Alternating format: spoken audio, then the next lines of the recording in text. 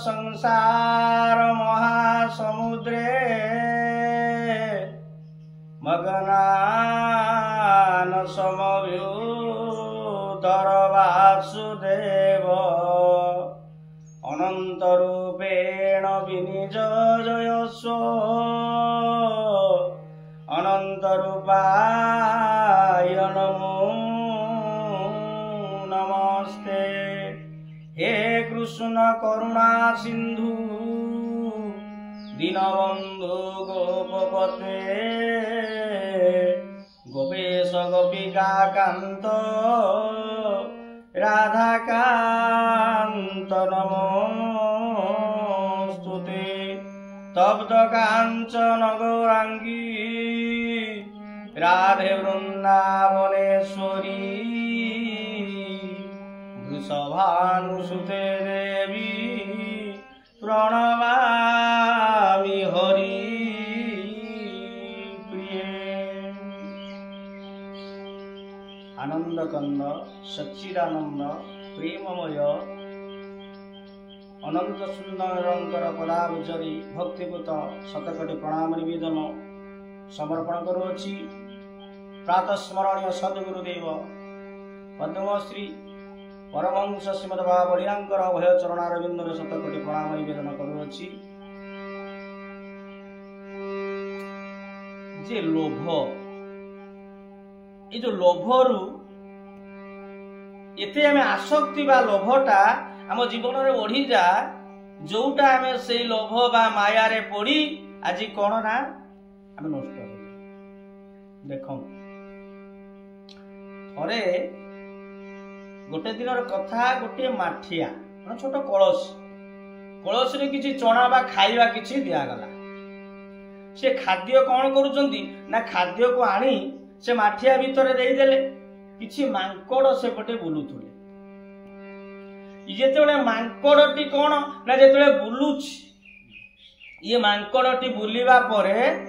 से blue blue देखिदेला कौन खाद्य किछि अछि सेई आटिका भितर देखिदेला सेठी भितर कौन कला ना हाथटाकू कौन ना भितर पुरे देला माठिया भितर जेतेबेले माठिया भितर पुरे देइछि से कौन चोणा अछि ताकू मुठे धइला मुठे धरिकी से माठिया टाणुची हाथटा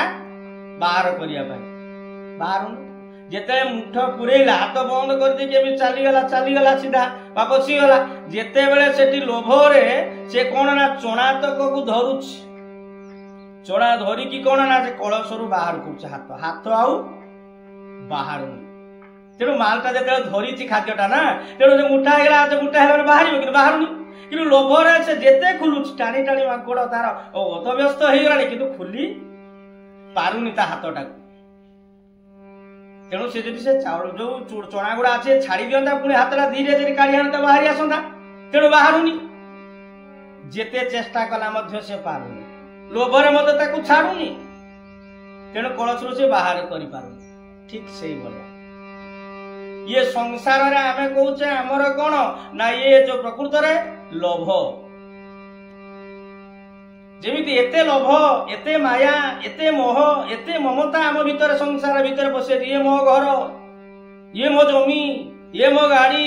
ये मो प्रतिष्ठा ये जो सब कथा एते टंका पैसा गाड़ी घोड़ा रखिछि ये मो स्त्री ये मो स्वामी ये मो पुओ ये मो झियो ए जो मोर मोर भीतर आमे रहिचे ई मोह भीतर एक शांति के जीवन रे टिके तेणु यही कथा जिते बेले चिंता कर शांतिटा अच्छी मिल कौटी श्रीमद भगवत गीता कहते श्रीमद भगवत गीता रे आज कृष्णचंद्र अर्जुन को कहले कहले आत्मनेत्मना तुष्ट कहले जदा संघरते चायं कुर्वंगानि सर्वस माने जे बेले कचिमटी तार कौन तार अंग गुड़ा को बाहर कर दी था जिते बेले शत्रु आसंती तार से अंग गुड़ पाद तार बेक उठे कौन कछप तार शरीर भीतर को से नहीं जाए संयमित हो जाए स्थित प्रज्ञर लक्षण जदा संगार पूर्वंगानि सर्वस आत्मनिरतना तुष्ट स्थित प्रज्ञ सदस्य प्रकृत आमे माने तेणु ये जो माया रे आमे जो रहुचे तेणु सेठी पाई कहा जाउछि लोभ। शास्त्र भागवत मध्यटी कहउछन जे कर्म अधिक देलो रंगी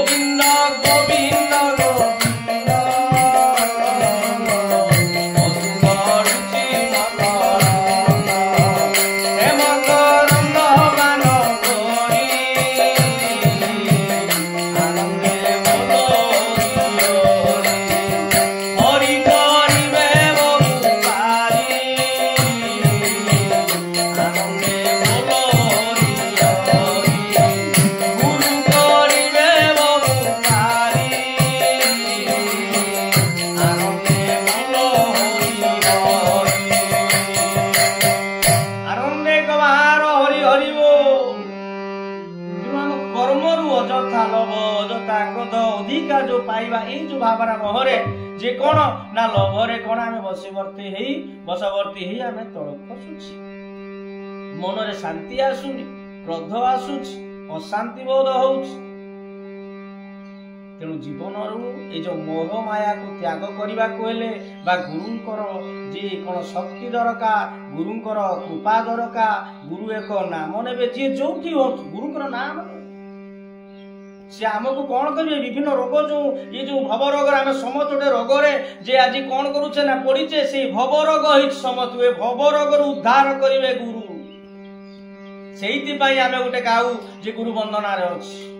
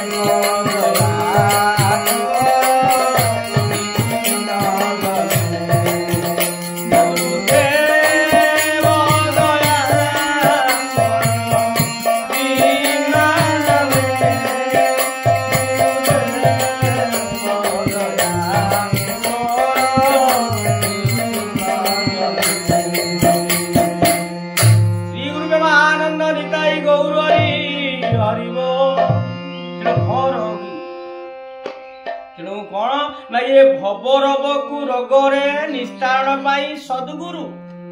भव रोग विकार को नाश कहे मन जेने रहे तब श्री चरणे गुरुदेव दया करे। गुरुदेव ये दिन जन मानक पाई कौन ना दया कृपा करंतु ये रोग हमको निस्तारण कर। तेणु ये जो माया मोह लोभ तेणु ये भितर कौन आम भितर प्रभु थे गुरु डाकिल कहते बाबा रे तुम आश्रम को टिके आसुना एते माया च नहना ना समय होनी मोर हे दुकान अच्छी मोर हा से छुआ पिला रही मुझे सत्संग करते समय ना कि जीवन जाए मो छुआ पिला चलिए मैंने माया एते स्त्री को लेकिन जीवा जमीती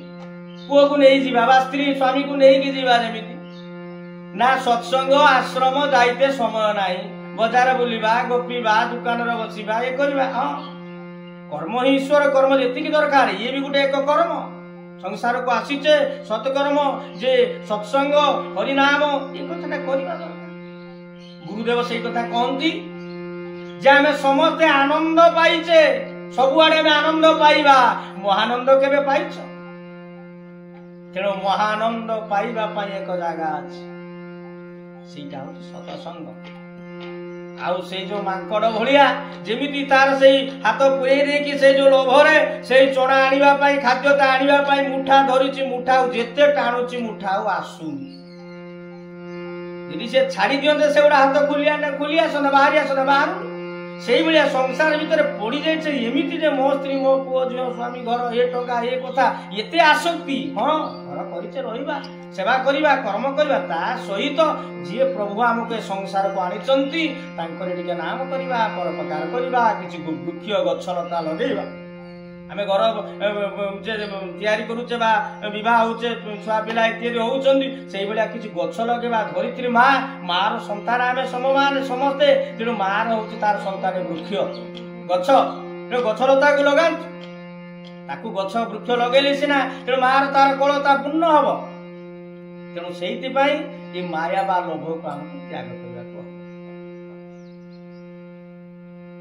ତେଣୁ ପ୍ରକୃତରେ ଏ ଜୀବନର ହଉଛି ଶେଷ ଲକ୍ଷ୍ୟ ହଉଛି ଆମେ ଯୋଉ 83 ଲକ୍ଷ ଜୀବ ଜନି ପରେ 84 ଲକ୍ଷରେ ମଣିଷ ଜନ୍ମ ହେଇଛେ ଏ ମଣିଷ ଜନ୍ମ ହଉଛି ମୁକ୍ତିର ଦ୍ୱାର। ଇଏ ହିଁ ସେ ମୁକ୍ତି ପାଇପାରିବ। ତେଣୁ ପ୍ରଭୁଙ୍କର ସେଇ ନାମ କରିବା କୀର୍ତ୍ତନ କରିବା ତଥା ସମାଜର ପରିବାର ପରିବେଶ ଖାଲି ଅନ୍ଧବିଶ୍ୱାସରେ ପଡ଼ି ଇ ପୂଜା କରିବା ଯଜ୍ଞ ନାମ ସେ ଡାହାଣୀ ଇଏ ଲାଗିଗଲା ତନ୍ତ୍ର ଦୌଡ଼ିବା ଇଏ କରିବା ସେ ତାବିଜ ବାନ୍ଧିବା ଇତ୍ୟାଦି ୟାର ଭିତରେ କିଛି ଯୋଉ ଅନ୍ଧବିଶ୍ୱାସ ଆମ ଭିତରେ ଠକେଇ ନେଇଯାଉଛନ୍ତି ବା ସେଇ ଭଳିଆ ତା ଭିତରେ କୌଣସି ପ୍ରଭୁଙ୍କୁ ମଧ୍ୟ ଚିନ୍ତା କରିବା ଜଗତରେ ଆସିଛେ ଦିନେ ଯିବା। ଆସନ୍ତୁ କଥାଟି ଏଠି